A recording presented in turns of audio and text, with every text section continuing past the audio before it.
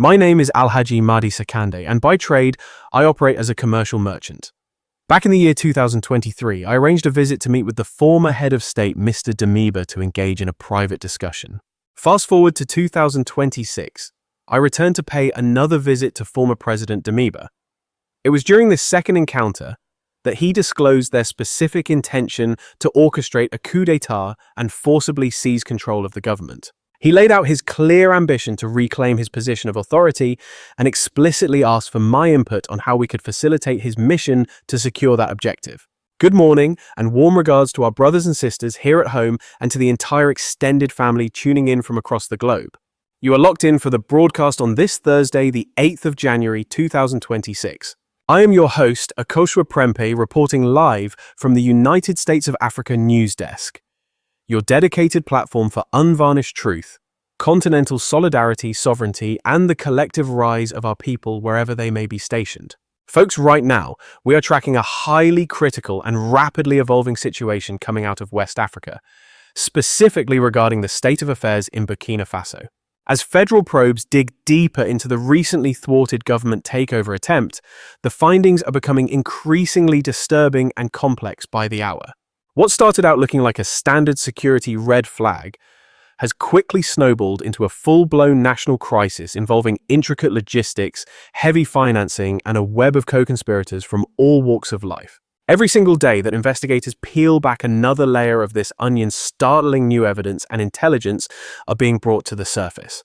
The narrative taking shape here is one that requires us to keep a cool head, listen closely to the facts, and really think about the heavy implications for the region. Intelligence reports suggest that this plot was not some spur-of-the-moment decision made overnight. It was calculated. Furthermore, this operation wasn't born out of grassroots demonstrations or the will of the people protesting in the streets. On the contrary, prosecutors allege this was a slow-burn operation involving months of secret clandestine meetings, encrypted communication channels, and significant wire transfers. Officials indicate that the end game here wasn't just about applying political leverage. The blueprint called for the violent removal of the nation's current administration. And listeners, this is the point in the story where things escalate from merely concerning to absolutely critical. When someone's desire for high office morphs into alleged hit lists and state sabotage, we are way past the realm of political discourse or difference of opinion. At that stage, we are looking at a clear and present danger to the republic's stability, the safety of the citizenry, and the nation's very survival. Coming up shortly on this program, we are going to air the translated confession from one of the key suspects apprehended in this security sweep. The man speaking claims to be a businessman by trade and walks us through exactly how he allegedly participated in the conspiracy. He details private sit-downs with high-ranking political figures, coordination with middlemen, and the laundering of massive amounts of cash to fund the operation. Even more chilling, he alleges the plot had insiders with direct clearance to the presidential palace and that assassination was definitely on the table during their strategy sessions. Now, folks, let me just pause here to be perfectly crystal clear with our audience regarding what you are seeing. The clip you are about to hear is evidence from an active federal probe, and all claims made therein still need to be vetted and proven by the proper judicial and security authorities. We aren't here to play judge and jury. Our job is to deliver the facts responsibly so you can stay informed. It is vital that our people grasp the magnitude of these events and why they hold such significance for our collective future on the continent. The aspect that has really floored the public isn't just the details of the plot itself, but the unexpected backgrounds of the people named in the indictment. The notion that respected elders, corporate tycoons, and regular civilians are allegedly pulling the strings raises red flags about dark money and the hidden networks manipulating our political landscape. Ladies and gentlemen, a scandal of this magnitude compels us to dig deeper and ask some very uncomfortable questions. We are talking about systemic issues here that extend far beyond a single suspect or this specific incident. For starters, why has the current head of state been in the crosshairs and under immense duress from the very second he took the oath of office? Why is it that any statesman who dares to preach about self-reliance and keeping our resources in African hands seems to immediately face sabotage, often from inside his own house? And why is it that whenever we try to carve out a new destiny for our nations, the response is almost always covert destabilization instead of diplomatic conversation? There is a growing consensus on the street that the friction we are seeing here is inextricably tied to the bigger fight for total national sovereignty. It is no secret that Burkina Faso, similar to countless neighbors on the continent, has endured decades of foreign meddling in its economy and defense strategies. But the moment a visionary steps up to cut those puppet strings and question the old neocolonial contracts and dependencies, and decides to put his own national interests first, he inevitably steps on the toes of some very powerful entrenched entities. Whether those hostile forces are coming from overseas homegrown traitors or a mix of the two is the hot topic of debate right now across the region. There is also another critical angle we need to consider here, folks, and that is the power of setting a precedent. The history books teach us that when one nation stands tall and demands respect, it inspires the neighbors to start asking, why not us? They start visualizing a new reality where the wealth of the land actually stays in the pockets of the people who live there. And for the elites who are getting rich off the current broken system, that kind of awakening is absolutely terrifying. Now, before we roll the tape, I want you to pay close attention to one specific thing the suspect asks for. He pleads for clemency. While mercy is a beautiful and virtuous human trait, it cannot and should not ever be a substitute for the hard truth or facing the consequences of one's actions. Just like people, a country has to look the ugly facts in the face if it ever hopes to genuinely heal and build a better tomorrow. Ladies and gentlemen, before we dive into this developing story, we are issuing a strong advisory to approach this footage with a critical eye and a steady hand. We urge you to listen closely to the details being presented, peeling back the layers of raw emotion to get straight to the hard facts on the ground. Weigh the allegations against the evidence, distinguish between what is confirmed and what is still under federal scrutiny.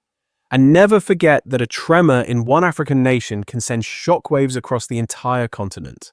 But first, as we prepare to roll the tape, we are calling on our loyal community to stand with this network by smashing that subscribe button, hitting the like, and driving the conversation in the comments below. Your active participation is the engine that powers this movement, connecting the diaspora, fortifying our unity across international lines, and guaranteeing that the narrative of Africa is controlled and broadcast solely by African voices. Now let's go straight to the footage. Pay close attention and decide for yourselves where the truth lies. My name is Alhaji Madisakande, and by trade, I am a simple merchant.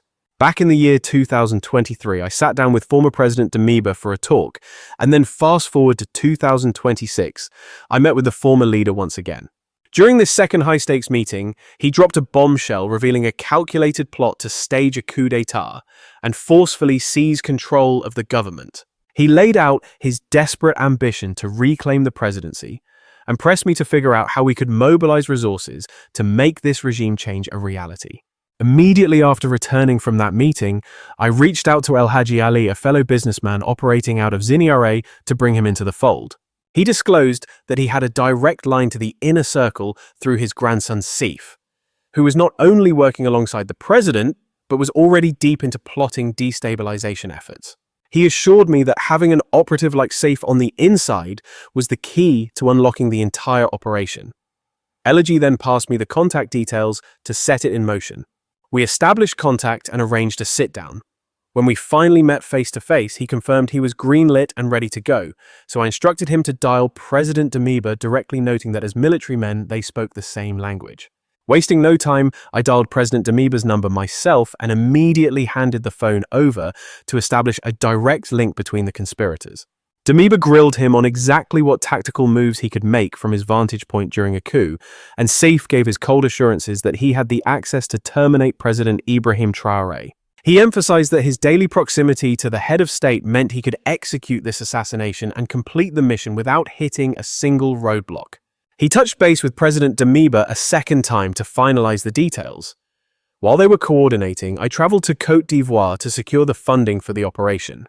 I collected a massive sum of 70 million CFA francs, which converts to roughly 125,000 US dollars. Upon my return with the cash, President Damiba contacted me with new instructions stating that a team consisting of 2 women and 1 man was being deployed to collect the package. He informed me the rendezvous point was set for the TSR bus terminal, giving me the option to send a courier or go personally, and noted that the women would be on scooters and would signal me upon arrival. When I pulled up to the location, it went down exactly as described. A woman on the left flank appeared and signaled me down. I made contact and handed off a portion of the funds to her, and shortly after a second female operative arrived on the scene to collect her share of the payload. I pressed them on the location of the male accomplice. They directed my attention to a man casually leaning against a double-cab 4x4 truck nearby. When I approached him, he gave the signal and the transfer was completed.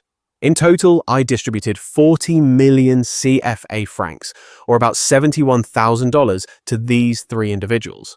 Following the drop, I headed back to Alhaji Wamaga's residence to verify if he and Damiba had locked in their agreement and to settle any outstanding debts I might have owed him. It was right there in the middle of our negotiation that authorities raided the location and took us into custody. While we were being detained and waiting for transport, Alhaji Wamaga's grandson pulled up in a vehicle that was loaded down with a cache of firearms. He tried to get me to come over and inspect the arsenal, but I flatly refused to get anywhere near it.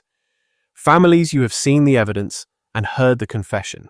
This footage is undeniably heavy, and it forces us to confront the exorbitant price tag attached to these violent political power grabs. The toxic danger of shadow operations and the absolute necessity for ironclad institutions capable of defending national security. No matter where you stand on the political spectrum, one fundamental truth remains practically set in stone. When the chaos of instability erupts, it is always the everyday working-class citizens who pay the highest price. This is a time that demands political maturity, solidarity, and extreme vigilance. The African continent simply cannot accept a reality where coups, targeted assassinations, and armed insurrections are treated as just another Tuesday.